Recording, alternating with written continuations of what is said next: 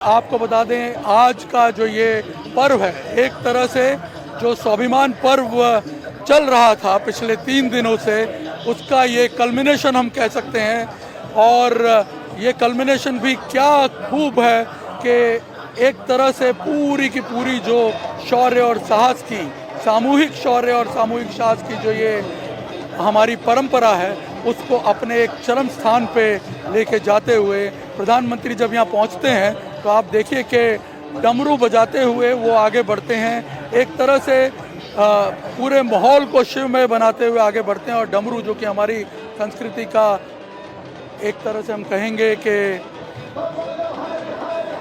उद्भव केंद्र है, उसकी महानता को यहाँ पे रिफ्लेक्ट करते हुए प्रधानमंत्री आगे बढ़ते हुए नजर आ रहे हैं। से प्रधानमंत्री नरेंद्र मोदी को देख रहे हैं, उनका अभिवादन कर रहे हैं। और प्रधानमंत्री को आप देखिए, चेहरे पर कितनी बड़ी मुस्कान है उनके।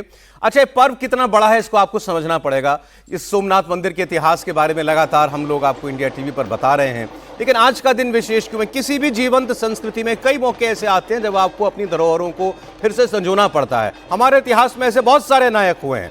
सरदार वल्लभ भाई पटेल की बात होती है, उनसे देवी अहिल्याबाई होलकर की उससे पहले बात होती है। उन्होंने जिस तरीके से काशी विश्वनाथ मंदिर का जीर्णोद्धार किया। अब नरेंद्र मोदी जब अब आज के इस युग में आप देखें तो चाहे वो राम मंदिर का निर्माण हो, काशी विश्वनाथ कॉरिडोर का निर्माण कराना हो, महाकाल उज्जैन का जो मंदिर है वहाँ पर जो कॉरिडोर बना हो, और ये सोमनाथ के मंदिर में आज 1000 पर्व का ये शौर्य पर्व ये मनाया जाना, ये सारी तस्वीरें इतिहास में अंकित हो रही हैं।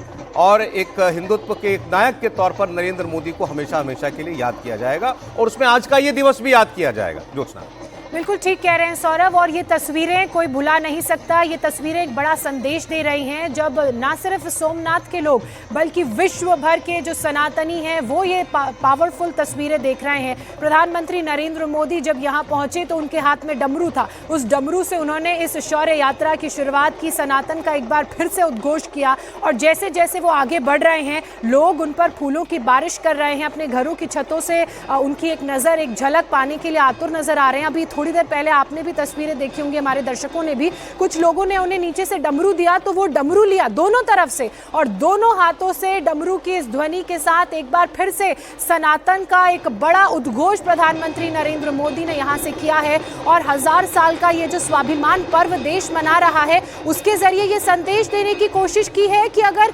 सनातन पर, हिंदुओं पर कोई हमला करेगा तो हम और ज्यादा ताकत के साथ ऊपर उठेंगे, इन हमलों का तो जवाब देंगे ही। और वही ये पूरा 1000 सालों का पर्व दर्शा भी रहा है। ये शौर्य यात्रा वही बता भी रही है जिसकी परिकल्पना खुद प्रधानमंत्री नरेंद्र मोदी ने की थी, ताकि उन सभी शौर्य वीरों को याद किया जा सके जिन्होंने अपना बलिदान दिया, अपने प्राणों की आहुति दी सोमनाथ मंदिर के लिए, सोमनाथ वासियों के लिए। और आज एक बार फिर से 17 हमले झेलने के बाद, बड़े विभत्स वो हमले थे, झेलने के बाद मंदिर और ज्यादा बुलंदियों पर खड़ा है, और ज्यादा सनातन का गौरव का प्रचार यहां से हो रहा है।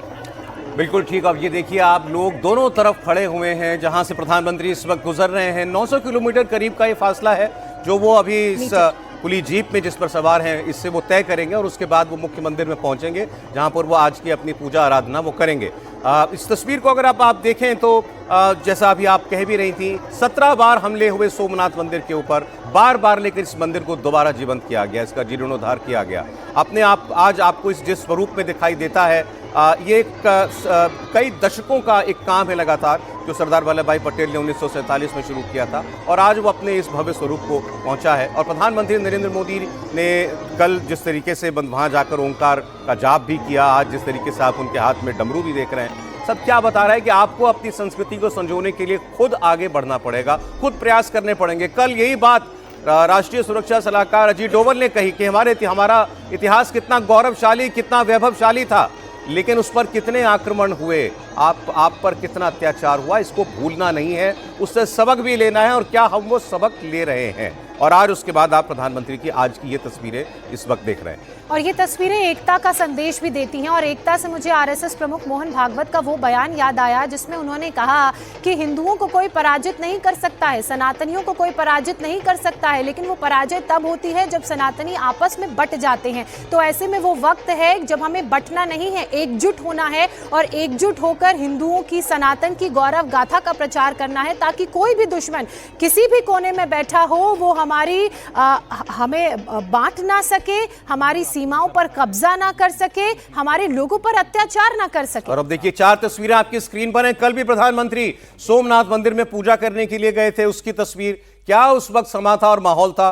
प्रधानमंत्री मोदी के हाथों में जब त्रिशूल था, वो तस्वीर भी आप देख रहे हैं। और जब वो ओंकार के जाप में, एक सामूहिक ओंकार जाप में वो शामिल हुए, उस वक्त की तस्वीर भी। और लाइव तस्वीर इस वक्त की आपकी स्क्रीन पर है। अगर निर्णय कपूर हमारे साथ जुड़े हुए, क्योंकि वो ग्राउंड पर हैं, हम तो यहां से देख रहे हैं टीवी पर, वो वहां ग्राउंड से इन सारी भव्य तस्वीरों को देख रहे हैं। देखिए, ये कार्यक्रम तो शुद्ध रूप से वैसे कहें तो एक धार्मिक आयोजन है, लेकिन इसके साथ साथ राजनीति कहीं ना कहीं जुड़ी हुई है। सोमनाथ का मंदिर, उसके साथ नरेंद्र मोदी की यात्रा और भारतीय जनता पार्टी का ये उदय, ये तीनों चीजें साथ साथ चली हैं। तो निर्णय इसके बारे में बताएं। और